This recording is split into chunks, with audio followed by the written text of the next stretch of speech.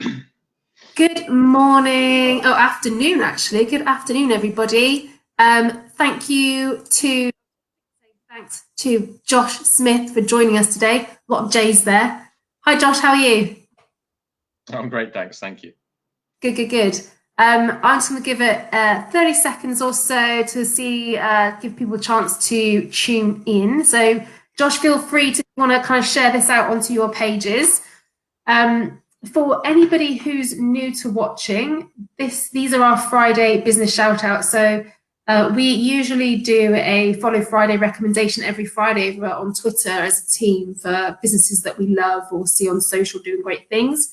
But of course, during lockdown and when everything started happening or started having an impact, should I say, with COVID-19, we've moved these onto our Facebook page and we've been interviewing business owners in Wiltshire to really give them some extra exposure, some well-needed exposure during this time. Many businesses that we've spoken to have had to adapt to this time and to this period, unprecedented times is the phrase that we keep hearing. So it's been a really interesting journey, and we've spoken to fitness providers, care home providers, painter and decorators, photographers. Really inspiring to hear everybody's beauty therapists as well. Really inspiring to hear everybody's stories and see how they've changed and adapted. And so this week we're talking to Josh Smith of Smithomatic. Lovely to have you here, Josh. You've got an amazing story to tell about how you've adapted and innovated your business at this time. So tell us, first of all, what Smithomatic does on in usual circumstances. Yeah, so it's sort of hard to describe when anyone asks me that question, because it's not like some people say I'm a carpenter or a metal worker, but I do like bits of everything. Yeah. So, design, metalwork, woodworking, normally for individual clients, problem solving, that kind of thing. So it could be kitchens, could be tables, furniture. We did, I don't know if you remember on Channel 4 last year, there was Amazing Spaces in Chippenham. Oh, yeah. And the helicopter, so that was us as well. Oh, wicked. Yeah. That's awesome. Well done. Yeah, thank you. That's nice. Yeah, so you're based in Chippenham and you've got a kind of a unit, haven't you? Been going for about 4.5 years now? Yeah, I've got a workshop and studio here in Chippenham, that's right. Yeah, awesome. We're going to pop your Facebook links as well and website details into the comments so people can go and check out your work, because it is. Great, but yeah, so you do the design stuff from the design side to the make as well, don't you? But you're not kind of in one sector. You're not a fabricator. You're not just a carpenter. No. All of those things. No, and if something was super specialized, I probably would outsource it. Like if it was something really, specific tooling. Yeah. But we can handle quite a lot in house. Cool. And talk to me about those individual clients then. Like you say, you work with with individuals, even when it's businesses. Is that right? So what's your ideal kind of client that you work with? So the ideal client is someone who has an idea and they give you a big pile of money and they say, I love what you do, so just make me anything. Those are the best Yes. ones. That's always the answer for any designer or person who's really great with their hands and are creative. They go, as long as just tell me to run with it. I love it. Yeah, but they're pretty rare. So normally, we do a lot of kitchens, furniture, and we've done like some stuff for corporate as well. So we've done like signs and branding for events, cool, big festivals and things. So yeah, bits of all sorts. Yeah, but normally not anything mass produced. We don't normally make anything more than once. It's pretty unusual. Really, that's really cool. So it's really bespoke and individual, like you said. Love it, and I love that you're based over in Chippenham. You've got a team, haven't you, behind you as well? It's not behind you literally, but you've got a team of people that you work with. Yeah, that's right. Yeah. So how many of you are in the team? So my brother helps quite a lot. Yeah. He's good with engineering and stuff. So lots of like technical things with machines and stuff he can fix. He's really good with that. So I'm lucky to have him hanging around. And then my girlfriend also helps a lot as well. Love that. So let's get on to the kind of interesting element of this story, I guess. How would you, well, actually, before we do that, tell us how you've been impacted. So when did you start to notice, think that your business was going to change or be impacted by COVID-19, and what did that kind of look like and feel like for you? So the day that they announced like the actual lockdown measures where everyone had to stay at home, we had a few clients who were, I think, still keen to go ahead, and we tried hard to fulfill those customers, but it was apparent after about a week that it just wasn't going to be feasible. You know, people started to get cold feet. They weren't sure if they actually wanted me to come round. And then not only that, but although places like Wix and B&Q have still been open to some extent, a lot of my suppliers are a bit more niche. I use a lot of wholesale suppliers for steel and for wood. Yeah. They all closed down. So, you know, and my pricing for those clients is based on those wholesale prices. You know, Wix is far too expensive. So, you know, once those companies closed down, although I could still probably source the materials from somewhere, there would have been no profit. So, thankfully, everyone's been very understanding and they've been happy to wait. So, good. That is good. So you've got those kind of clients waiting in the background. I think you've made the right decision there. Yeah. Cool. So that was back in March. We're coming up to the end of May. How has your business changed since then? What have you been doing? So at the moment, we're trying to find a way to make some money in a time when, you know, people possibly don't want you to come around their houses. Although, like I said, we don't really do much like manufacturing, so to speak. We've sort of pivoted in that direction. So I'm working on some product at the moment. The factory that's going to be manufacturing, it's got my order. So hopefully that should even be here today, I hope. So yeah, I can't say too much about it just yet because it's not finalized. Excellent. I've got some product that I want to try and sell over the summer period. And then also we've been doing the face shields as well. So amazing. Individual clients to like now trying to mass produce lots of different objects. Yeah. But like you said, it's adapting to what you need because you still need to sell. You still need to run your business. You still need to make money. Right. What you've done is, like you said, you've pivoted into a direction that goes, actually, we're able to offer something. I don't know what that is. Like you said, you can't say too much about it, but we will be keeping an eye out on your socials to hopefully keep an update, and we'll share as much as we can to support you with that. Yeah, it's not super top secret or anything. I don't like to, you know, boast about something I'm going to make if it all falls through. That's the only reason. I love it. You're really, really modest and humble. It's great qualities to have, definitely. So tell us about the face shields, because when we saw this come through on your little survey that you did for us, we set up your interview and date. It's amazing. You've started to make face shields for anybody really, or for kind of key worker areas, haven't you? So because you've talked about before we kind of went live, you talked about the machines that you have in-house that are able to produce these. Like, let's hand over to you. The floor is yours. Talk to us about about these face shields and how you make them, and what the idea came from. Okay, yeah. So I'm sort of I suppose you'd say a practicing product designer by trade. So I wanted to try and use some of those skills. I noticed that a lot of people who had 3D printers were offering these masks, and there's loads of places online you can download the files to print these masks, which is amazing. The problem with this is that the individuals who are producing the masks don't necessarily know the right questions to ask in terms of like being able to provide. So when someone comes to me, I want to ask them specific questions, and then I can make sure that I'm tailoring whichever product they actually need. Because people sometimes call you and they say, I need this kind of plastic face shield. But when you actually speak to them and ask them the right questions, what you realize is that that's possibly not what they need. So we've had like shops, for example, saying they need face shields for over-the-counter sale. But when you go to somewhere like Tesco, you'll see they have the big screens.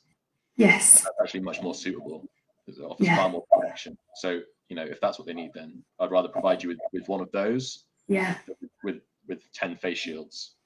So it's just using my expertise to ask those questions, basically. Brilliant. Yeah. So we provide a few different things. So we have the cloth masks, which you see a lot of people on Facebook are Yeah. this is just a pleated one with a pocket inside for the filter. Nice. And then we have. Oh, that's interesting, actually. Sorry, go back to that, the Yeah. filter that you mentioned, actually. Yeah. I've seen loads of these about, but I hadn't heard anything about filters. Yeah. So you might have seen some people doing these tests online. They're not super scientific, but basically they'll be holding up one of these masks and they'll spray a deodorant through it. And if the particles of the deodorant come through the other side, it's no good. Because if those larger particles can get through, the smaller particles from like a cough will easily pass through. So you can, it's still not 100%, and I wouldn't say it was like medically certified or anything, but you can reduce the transmission quite a lot if you add like say a filter from a Hoover. If you imagine a Hoover bag, you're hoovering away, no dust is coming out, but the fine particles of dust stay within the bag. Of course. So if you cut up your Hoover bag, then we have a slot inside here. You can insert that. Wow, that's improve the or decrease the transmission. I should say. That is such valuable information, Josh. Just to say thank you from my part, because actually, as I said to you before we kind of went live, we've bought some like cloth masks. I hadn't even thought to think, to ask those sorts of questions around like why do we need them and what's the protection like. And I say it's not maybe perhaps super scientific, but that's really valuable piece of information. Yeah. Anybody who is thinking about buying them, think about that. Yeah, absolutely. Yeah. Outbeats now. So the better you can make it, even if it's not 100%, then good. That's really valuable. Thank you. And so then let's go on to the kind of the big faced shields you've got as well. Yeah. So I have two kinds. One that I can show you now, and then the others are not here at the moment. We have a foam headband, so quite comfortable, but only one use. Yeah. So if I know, for example, like certain NHS departments, they're going to throw these away, and these are much more valuable. So if I know they're going to throw them away anyway, I'd rather give them the disposable. Yes. So we have a foam version, which is a lot cheaper to produce, like significantly cheaper. Probably, I think it's something like 50p a unit. Right. These hard plastic ones are about £2.50 a unit to produce. Okay. So they have an elastic band, adjustable elastic band on the back that you can sort of see there. Yeah, nice. We have a plastic sort of headband here at the front. This is PETG. This is like the same stuff that your Coca-Cola bottle cap is made from. Cool. So it's very, very rigid, very flexible. It's resistant to cold. It's resistant to heat. So it's easy to clean. You can dunk it in boiling water. Wow. It will survive. And then the last part is these clear plastic fronts. And this was one of the big struggles for me with this particular kind of mask. This is the most common one that people are producing. But we needed to make sure that in order for it to adhere to the standards, the NHS standards, it needs to have adjustable headband. And this face shield needs to be anti-fogging and ideally medical grade. Wow. I know what a lot of people are using is do you remember when you were in school and you had the projector? Yeah. Right on. So lots of people are using those. Oh, wow. Well, that's fine. But if you want it to be sort of more up to code, so to speak, then you need a more specific plastic. So yeah, this is anti-fogging, medical grade, food grade. It's much thicker as well, so it's a lot more rigid. It'll last longer. Nice. All these parts are totally cleanable. You can dunk this whole thing in warm water for 20 minutes, warm soapy water, and then leave it to dry, and then you should be good to go again. Reusable. Wow, that's awesome. So completely NHS grade face shields there. Like that's perfect. So who are you supplying them to at the moment? We've supplied to all sorts of people. So we've done prisons. We've had some go to the NHS. We've had dentists, shops, and then just the other day, the last delivery was the registry office, so people can get married now, which is good. Wow! I hadn't until I read your survey again. I was like, oh my god, I hadn't realised that the kind of registration offices were getting prepared to kind of reopen in that way. Perfect. I love that. Yeah, so that's good. Yeah, how does that feel for you being able to supply? You're actually making a difference. How does that feel? Yeah, it feels good. it's fun to be able to tell people that Smithomatic is allowing people to get hitched. You know, Yeah. that gives me a little That's chuckle. a cool little hitch in itself. Yeah. But I mean, the reality is, it's not all been done by me. I did a GoFundMe, so I've been fortunate enough. I built up a client base over the last 4 or 5 years. I think we have almost as many likes as you have on Facebook, something like that, about 850, somewhere in that region. Cool. We put it onto the page and we raised like 1,300 in next to no time. Wow. Maybe less. So really, it's down to people that donated. So thank you and well done. Thank you to everybody who donated to that crowdfunder. Yeah, and everyone who's donated to everybody else's too. So it's not just me doing this. There's quite a few of us. Good. What in kind of Wiltshire that you know of as well? Yeah, there's like fitness groups and stuff that are doing it. There's a big group called, I think it's called Shield Wiltshire. Based in Chippenham. They've supplied something like 20,000 masks. It's a huge number. That's awesome. But I think they're sourcing from multiple individuals, if that makes sense. Yeah, definitely. Well, absolutely. Big shout out to anybody and everybody who is making a difference and coming together and supporting each other and raising the funds and donating the funds to create these shields, face shields, to support kind of front workers and key workers. And we talked about the fact that you can make about 20 of these a day, can't you, from your workshop? Mm-hmm. Yeah, so you were kind of holding on to a little bit of stock, and then you perhaps didn't. You've had requests for shields to go outside of the county, and whilst your initial want and desire was to supply those in Wiltshire, the kind of decision. Tell us about the decision that you've taken when people outside of the county have come to you and asked for those. Yeah, so the normal order size is around 20. When people call me and they want something, it's normally around 20 that they ask for. And we keep a stock of around, we've been fortunate enough to keep a stock of around sort of 20 to 40 all the time, sort of in the bank. So when someone asks me outside of the county for an order, and they're normally like super begging, they're like, please, I know that you probably have to give them inside your county, but I was like, I can make 20 tomorrow. So if someone orders tomorrow, I can still hook them up. These are sat doing nothing right now. Yeah. If it's in someone's hands, then it's doing some good. So I'd rather send it outside the county. And because of the way the virus works, it just means that, less transmission somewhere else is still going to be less transmission here. This is like worldwide almost. So it really doesn't matter. You want to get infection rates globally almost down as much as possible. Yeah, I love that. I think that was a point that I noted down, is that ethic around kind of going, I could just sit here and hold on to this because I want them to be for the people in this county that I live in. Or knowing what you've got is going, actually, if I get an order in today or tomorrow for the people in my county, that's fine because I can service that. By getting these out and not holding on to them, I'm actually helping other people because actually we fit as a county into a much bigger picture. That's right. It's not just about, yeah, exactly, we're just one little piece of the puzzle. If we can help others outside that county in the way that you said, in terms of the infection rate and how the virus works, then surely that is actually supporting the people of Wiltshire as well anyway. Yeah, and I think the last time I checked, Wiltshire has the lowest case count in the UK, something like that. Yeah. So, if we're doing okay, then it makes sense to try and push some help outside. Absolutely, and totally commend you for doing that. It's an amazing decision, an amazing service that you're offering, as well as, like you said, everybody else in Wiltshire and across the UK. Anybody who's kind of pulling together and pivoting their business and seeing what they can do with the resources that they have and the skills that they have to help in this pandemic is amazing, and we're so grateful and thankful. Yeah, absolutely. Yeah, Josh, we've come to the end. 20 minutes up now. It goes so quickly, doesn't it? It was absolutely amazing talking to you. Thank you. You're super inspiring, and I'm sure everybody watching this either live or on the replay will think the same. So thank you for your time. Thank you for what you're doing, and we've put all of your links into the comments, so everyone can check out Smithomatic. Have a great weekend. Keep in touch. Let us know how you get on, and look forward to hearing later whether or not your kind of new products come in, and we'll give that a share. Yeah. Okay. Keep in touch.